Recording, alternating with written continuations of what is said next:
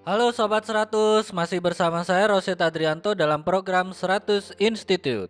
Dan kita masih membahas soal-soal pada bab optika geometri, khususnya pada bagian yang kedua yaitu tentang pembiasan. Berikut ini ada soal berkaitan dengan pembiasan pada prisma kaca.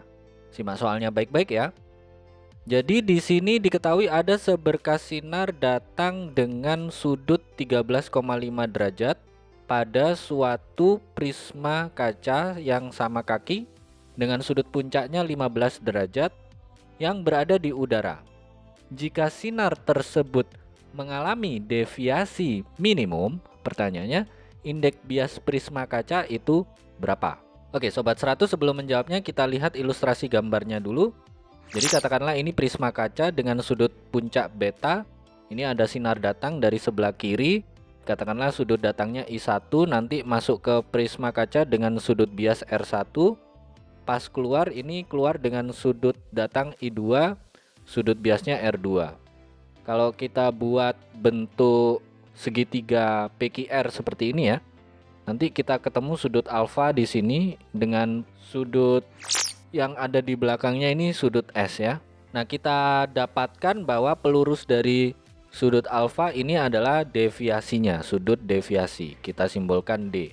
Nah, pada soal ini diketahui bahwa sinar mengalami deviasi minimum sehingga sudut datang I1 dan sudut keluar R2 ini nilainya sama, yaitu sama-sama 13,5 derajat. Kemudian sudut puncaknya adalah 15 derajat, yang ditanya adalah indeks bias prisma. Oke Sobat 100, karena ini terjadi deviasi minimum, kita gunakan dua rumus ya.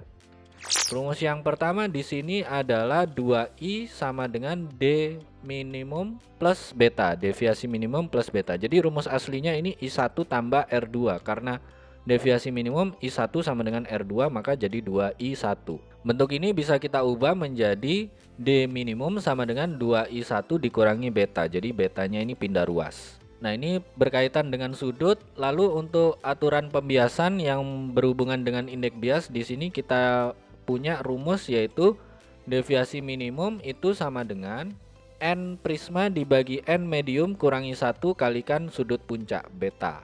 N mediumnya di sini udara ya. Jadi karena di udara N mediumnya 1, tinggal NP kurangi 1 ya. Oke, dari dua rumus ini kan di ruas kirinya sama-sama deviasi minimum ya.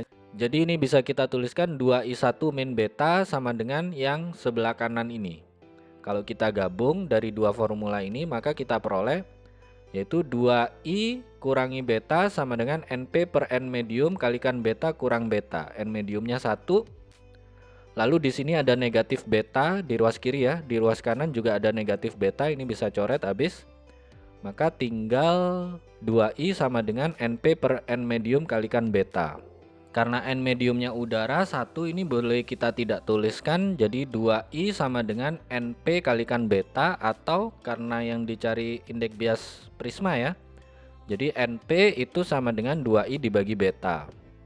Nah, sudut datangnya tadi 13,5 derajat, sudut puncaknya tadi 15. Maka kita tuliskan di sini N prisma itu sama dengan 2 kali 13,5 dibagi 15. 13,5 kalikan 2 ketemu 27. 27 dibagi 15 berapa? Sudah dapat Sobat 100? 27 dibagi 15 kita peroleh berapa? N prismanya adalah sama dengan 1,8. Ini jawabannya ya Sobat 100. Oke Sobat 100, bisa dipahami ya, ini kita gunakan dua rumus ya, karena soalnya deviasi minimum. Kalau deviasi minimum yang berlaku ini 2i1 sama dengan deviasi minimum tambah beta. Kalau rumus aslinya i1 tambah r sama dengan d ditambah beta. Nah, ini deviasi minimum ya yang terjadi ya. Jadi bisa kita tuliskan menjadi bentuk ini, deviasi minimum sama dengan 2i1 kurang beta. Nah, kalau melibatkan indeks bias dari prisma dan medium, rumusnya ini D minimum, deviasi minimum sama dengan indeks bias prisma per indeks bias medium kurangi 1 kalikan beta. Nah, dari dua rumus ini nanti Sobat 100 dapat bentuk ini yang terakhir ya. Indeks bias prisma sama dengan 2i per beta. Masukkan angkanya, lakukan perhitungan, nanti ketemu nih indeks bias prismanya itu berapa. Gitu ya Sobat 100, bisa dipahami ya. Nah, kalau Sobat 100 sudah paham untuk video penjelasan ini, Sobat 100 bisa melihat atau mempelajari video penjelasan yang berikutnya.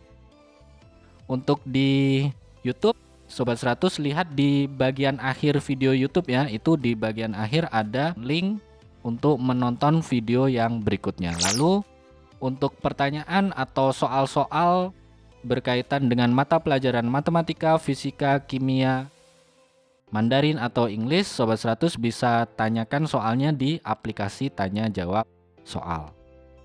Oke Sobat 100, selamat belajar ya.